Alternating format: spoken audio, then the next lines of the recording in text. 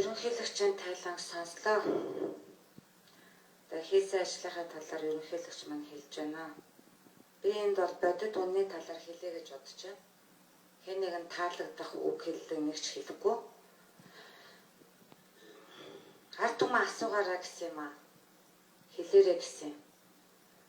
Ерөнхийлөгчийн хийсэн ажлыг жинхэнэ тухай дээр тавиад үзэх юм бол цагаанаасаа харна илүү байна гэж тэд үзэж байна, шүүмжилж байна. Нэгтэн одонгийн асуудал төрийн одон шагнал энэ үнгүүдчээ хэд их хавтаарчээ гэж ярьж байна. Нэг аймгийн нэг сумын ой болоход тэнд багц огцаараа төрийн одон тэмдгүүд шагналууд бидэнд олддгүй шагналууд тэнд тараагдж байна. Ямар шугамар яаж аваад байдгийг энэ нь ойлгомжгүй. Хүрх ёстой эзэндээ хүрж гэнэ үгүй юу гэдэг дээр өнөөдөр эргэж шүүмжлэлтэй хандж байна. Бидний төрийн шагналтай холбогдсон асуудлаар ямар өөрчлөлт хийх вэ гэдэг энэ саналаа их хурлд өргөн барина гэж ингэж бодож байгаа. Тэр шүүмжлэлүүдийг хүлээж авах боломжтой.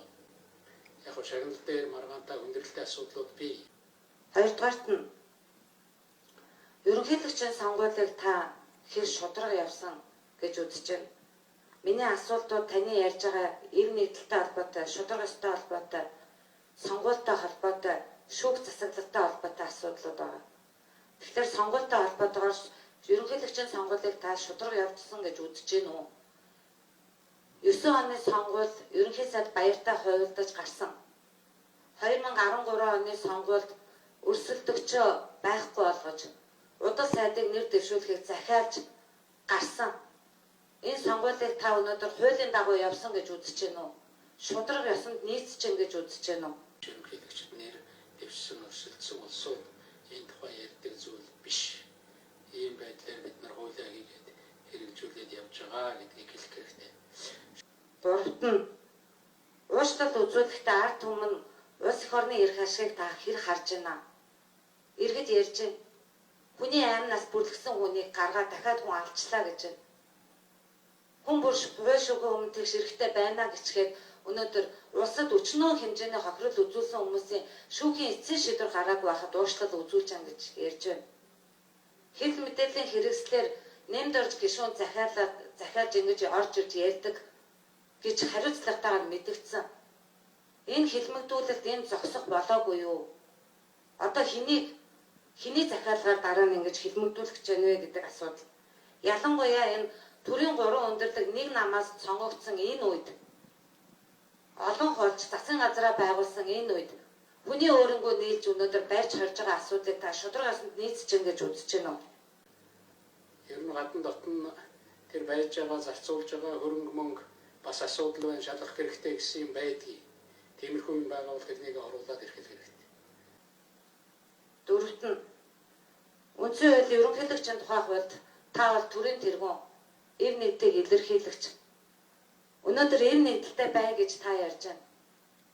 Бодит амьдрал дээр ив нэгдэл гэж юм алга байна. Хууль хүчний байгууллагуудыг ашиглаж сүр хүчээр далайлгаж өнөөдөр өрсөлдөгчгүй болсон. Дээр нь нам дотроо төдөгөө намуудыг хооронд нь хагарган бутрагч байна. Энэ таны өнөөдөр өргөсөн тангарагт нийцэж байна уу? Нэг нь хуйлдаж унгаагаад нөгөөг нь даргаар тавьж байна. Ихэвслийн засгийн газар биш, шийдлийн засгийн газар биш, элбэг дөржийн засгийн газар гэж ард түмэн нэрлэж байна. Энийг та шударга ёсонд нийцэж гэн гэж үзэж байна уу? Тавд нь ноён уулыг та өнөөдөр би байгаа цагтаа ухуулахгүй гэж хэлсэн. Одоо ухуулахтай сууж байгаагаа та өнөөдөр шударга ёсонд нийцэж гэн гэж үзэж байна уу? Ноён уултай холбоотой асуудал дээр би бол нэг байр суурьтай л байна. Орон нутгийнхантай очиж яг байгаль орчинд одоо тийм хор хохиролтой үйл ажиллагаа явуулж болохгүй. Тэр өвөг дээдсийн одоо булш бунхан байгаа тэр газрыг хамгаалаад үнэхээр тэр булш бунхныг нээж илрүүлэх олонний хүртэл болгох дээр тухайн аж ахуйн нэгж дэмжлэг үзүүлэх шаардлагатай эрдэм шинжилгээний мэрэгжлийн байгууллагуудад гэсэн ийм л байр суурьтай байгаа. Ер нь ноён уулын одоо тэр гарсан булш бунхнаас гарсан 100 жилийн өмнө гарсан зүйл Монголд ч байдгүй шүү дээ. Энэ ордны гадаа одоо хоолунд идэхгүй гэж явж байхаар тэр эрэмтажийн хажууд очиж түүнийг нэхвэл одоо арай ойрхон харагдах ба.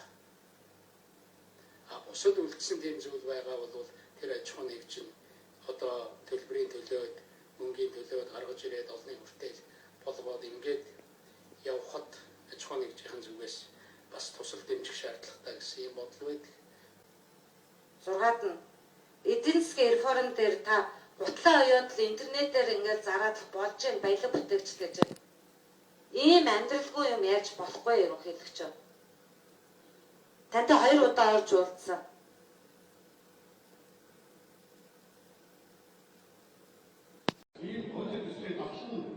Манай улс 10 гаруй оронтой дипломат харилцаа тогтоохыг зөвхөн нэг өдрийн дотор шийдчихлээ. Бас газар өмчлөлийг 5 жилээр сонгосон 2013 оны төсвийг хэлэлцлээ. Өчигдөр 31%, харин өнөөдөр энэ тооны хуулийн төсөл хэлэлцсэн. Их шуурган туугдсан хургашил асуудлыг шуурганы хурдаар шийдэж байна. Гишүүд хэрхэн хүний өмнөөс комнолтарч чаддгийг одоо үзүүлье.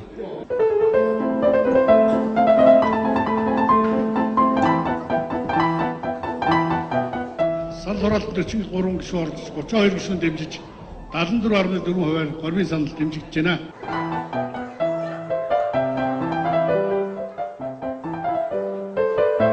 Санал хураалтанд 43 гишүүн оролцож 34 гишүүн дэмжиж 70.1% саналаар санал дэмжигдэж байна.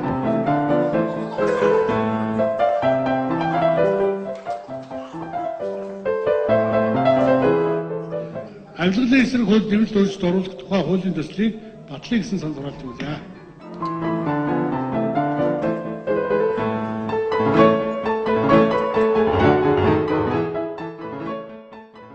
Тав удаагийн сонгуулиар гарч ирсэн их хурал сүүлийн чуулганы дуусах шатанд орж байгаа. Эх 7 хоногийн баасан гар гэхэд чуулга өндөрлөнө. Сонгуульдаа яарсан, эх 4 жилийн санал судалтай яарсан гишүүд асуудлыг яарвчлуулж байна. Бид төрийн тэргүүнээс чуулган тарахаас өмнө яаралтай батлах ямар хуулийн төсөл байгаа вэ гэдгийг хэлсэн юм а.